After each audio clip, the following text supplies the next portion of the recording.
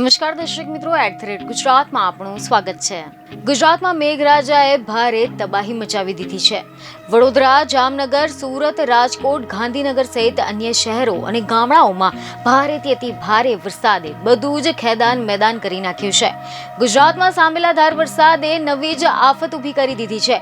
રાજ્યના કેટલાક વિસ્તારોમાં પૂરની સ્થિતિ ઊભી થઈ છે। રિપોર્ટ એવા મળી રહ્યા છે કે અત્યાર સુધીમાં 3 દિવસમાં 16 લોકોના મોતના અહેવાલ સામે આવ્યા છે, જ્યારે 8,500 લોકોને સલામત સ્થળે ખસેડવામાં આવ્યા છે।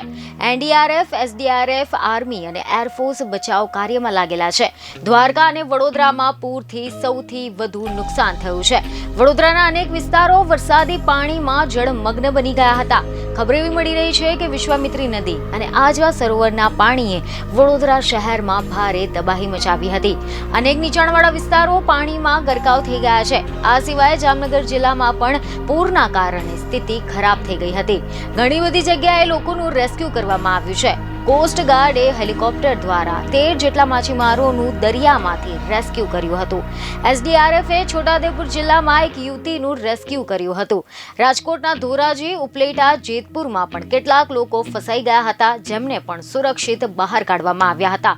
વરસાદ અને પૂરની ઘટનામાં જીવ ગુમાવનાર લોકોની મીડિયા અહેવાલોમાંથી મળતી માહિતી અનુસાર અત્યાર સુધીમાં કુલ 16 જેટલા લોકોએ જીવ ગુમાવ્યા છે।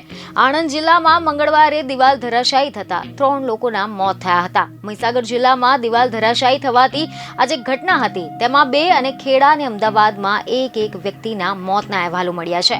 જૂનાગઢ અને ભરૂચ જિલ્લામાં વરસાદી પાણીમાં ડૂબી જવાથી એક વ્યક્તિનું મોત નીપજ્યું હતું।